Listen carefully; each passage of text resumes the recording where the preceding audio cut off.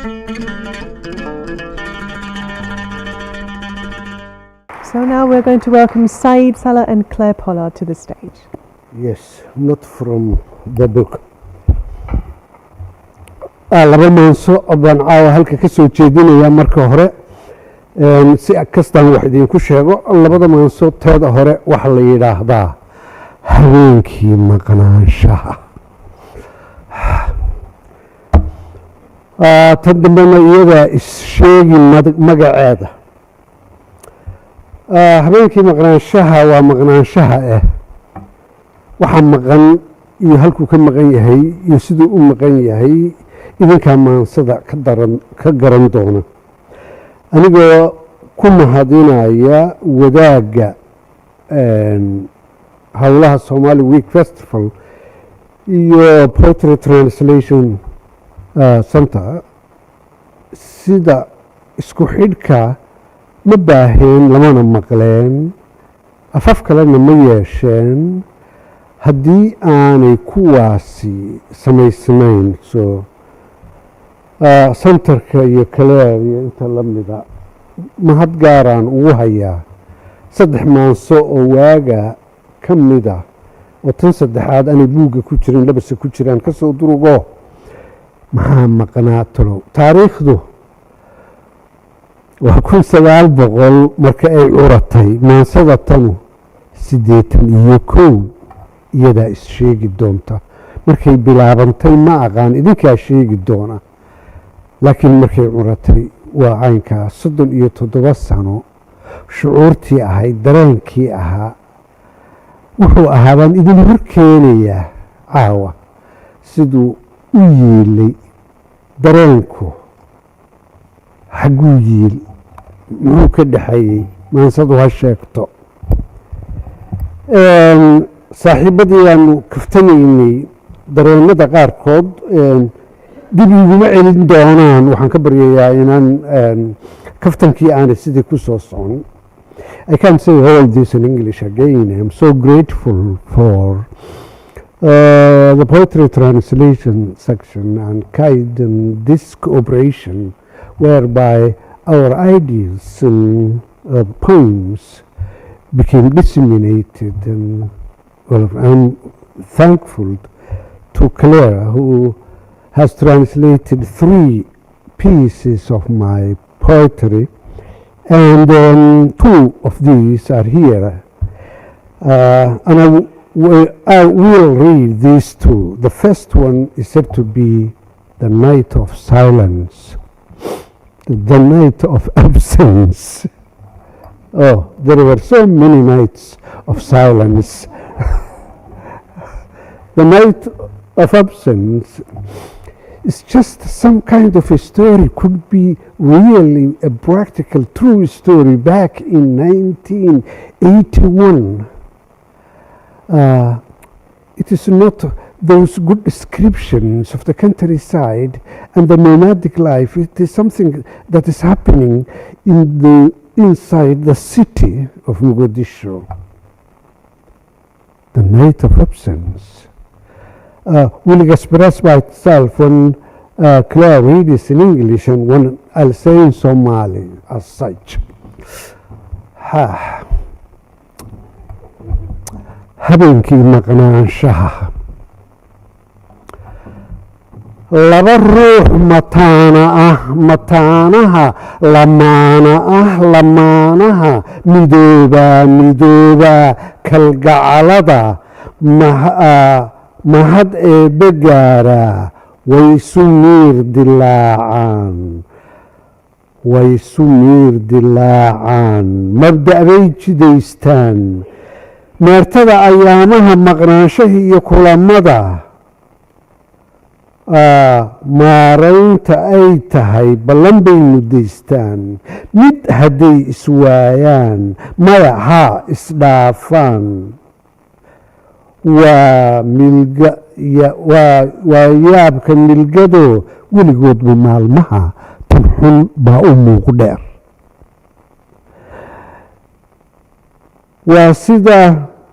waxaa sidaa la moodaa anigiyo mataantay xilliyada xilliyadii macaana daaxaan mushaaxne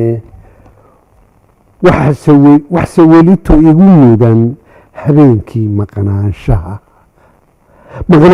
habeenkaa madhabtii galgacalada xilligii murkucashada maansada tangocashada babal aan mariyo sheekada maalin bay ahayd kow maalmaha 7 ka mid bay ahayd garo ballantii muddaysnayd meesheenna fiidkii mayraca hurdada dheer ma riyooday galabtii ma ismooday inan tegey madashii kalgacalada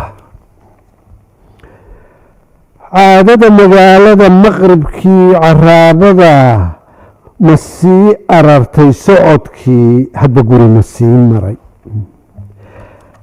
daaxaan ka maagee ma abbaaray fiidkii goobtii muraadkoo isu tuuray nimankii weydiiyey magicii la ii sheeg maqnaantii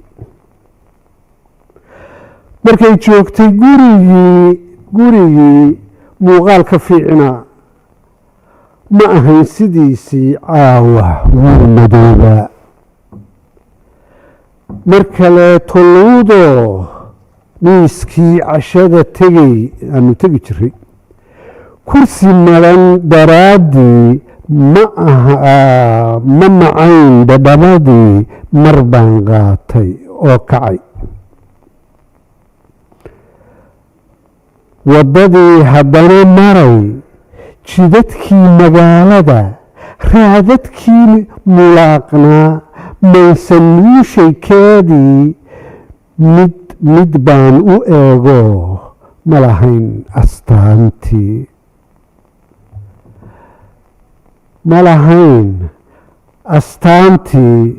dayaxaan la miran jiray ma ifayn habeenka malkadii cawayskuna meeshiiba kuma ool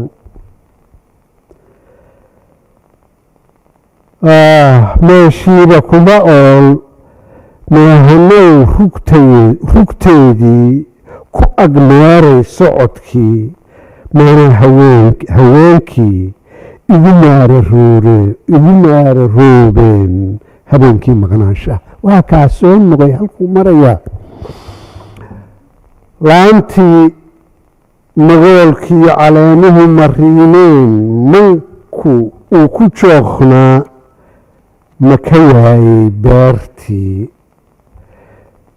mirta leeldhaxaadkii mucurtii hanuunayd hadba sii minqaadoo murugada la dheelmaday waxaan nala awaalaa kolkay maqasho wuu yimid mana joogo waa tegey warka mahadin maysee waysmadax maraysaa muran iyo isweydiin sababaha maqnaanshaha ma ahayn xiriirkii na dhex yiil maqaarsaar mid kalaa la yaab lehe amba waan maqnaan jiray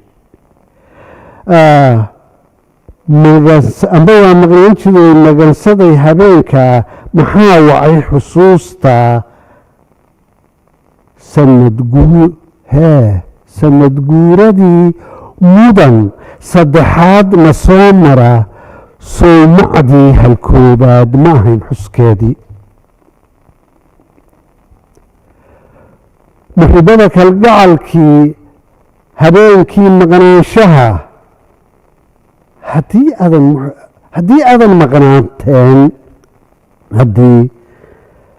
adan maqnaanteen heestaa ma mariyeen masallaha jacaylka ah maansada ma uriyeen suugaanta madaxa leh haddii adan maqnaanteen murtidaa ma reebeen taariikhda mudanka ah ma haddana adayska leh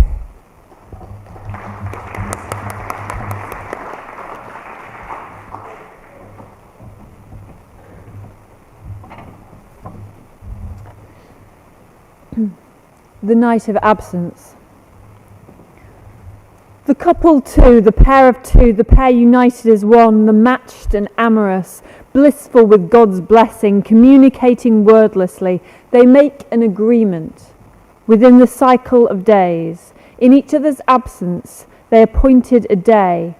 But then there was absence, they failed to meet that day. There was no yes or no within the cycling days. That awful day recurs.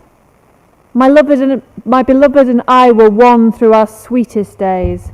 We ambled in joy, but what I remember is the night of absence. The night of absence, the absence of that night, the belief of awed love, the pain's bitter taste. In this sad song, I will let the story loose. It was a single night within the week's 7 days, the one night that we were appointed to meet, a yearned for evening. As my siesta drifted to an afternoon dream, I sensed she had arrived at the planned place. It was a city evening, and time to go home. Lagging on my leisurely walk, I greeted each guri. Just as evening deepened, I reached our rendezvous, but she was not waiting. Oh, that night of absence, the absence of that night, the fate of the lover, the pain's bitter taste. In this sad song, I will let the story loose. I was hesitant, yet traced her steps. I asked for her by name, was told she was home, but her presence at home, the space she lit, could not be seen as in the past. It looked pitch dark. I took myself to dine where we once ate, saw a vacant chair. She was not there.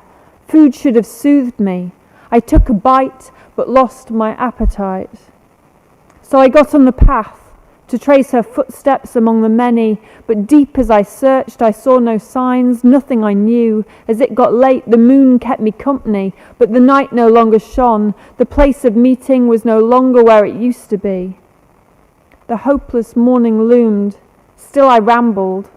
When her female friends came to tease me, oh, that night of absence. The grown supple twig wears a glut of leaves festooned with nectar, but I could not find my garden. The night was endless, and my hope made each moment tick more slowly.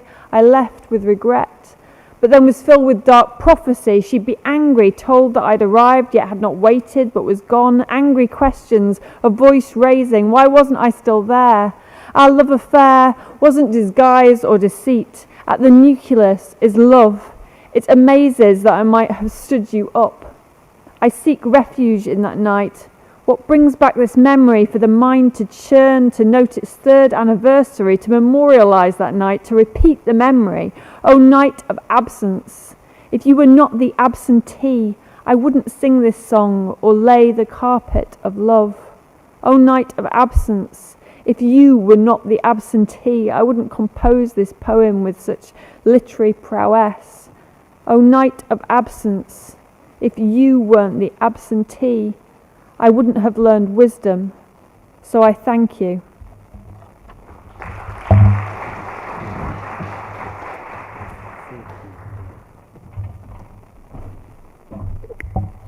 The next one, there was an event in the world sometime in 1979, was marking the decade for children. And in that particular year, IIC 79 was International Year of Child, organized by UNICEF. So every member country of the world was to participate with 2 songs in a contest, children's song contest and poetry. 2 of the pieces, one of them should be on or about the 10th right, the 10th article of the rights of children. But the second one could be anything related with children, anything. The poet had the choice of what they will. The conditions for this participation of that event were so much complicated. You have to write the music, you have to translate it into at least one language of 3. children has to sing in these songs, and the best selected 25 were supposed to be brought in Zurich, Switzerland, where the organization was happening, and then the best 4 would be rewarded internationally. Nothing of this later event is happening. After months after sending the piece or the poem to that end, I knew there were some recording of cassettes and that were lying in some office in Mogadishu, and the secretary of that office just tells me, yeah, there is some book, something written, and some song is recorded, and your name is over there and your group. And I went to collect them, and I don't know up to now what's happening in that event. I was told, and I saw that the one I selected to be related with children was included. What was the topic about? Unique, they say. Melissa is the midwife, the human being that welcomes any living human creature to this world. Waa taa umulisadu, not necessarily to repeat to say it in Somali, maybe. Hooyo aan la aqoonsan, hooyo aan la ogeyn, hooyo aan la astayn, haddana aan laga oolin, umulisoy adiga ah. Oridii dahanaysa markay fooshu eegayso tay ku eeranaysaay, astaantii naxariista umulisoy adiga ah.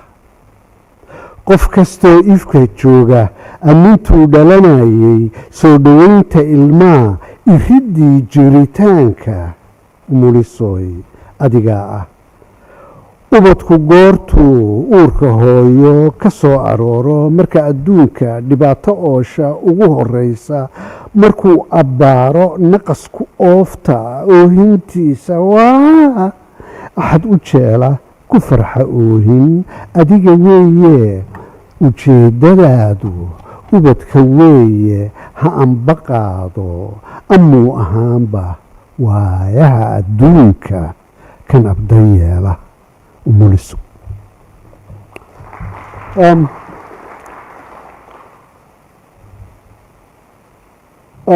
always present when I'm getting a new birth of my family to the midwives. And I forgot to mention that for Claire will be ready, because at that time there was the night of absence. That lady responded back to me, and she writes the years of absence and the decades, because as the result of the civil war, I have not seen her for 28 years. So she writes the years of absence.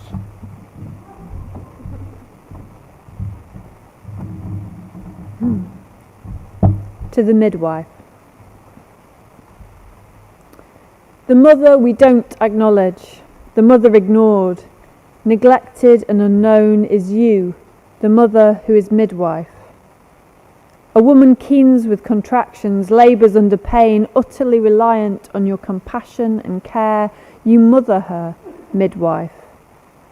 Each tongue the world speaks when a child is born, the welcome at the threshold of life is you, mother midwife.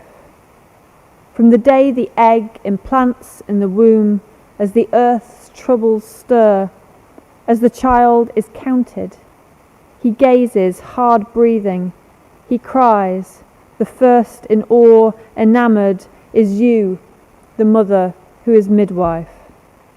You are intent on the baby's being, first guide on the path of his wobbly walk, that he might be as good as he can, one who atones for us.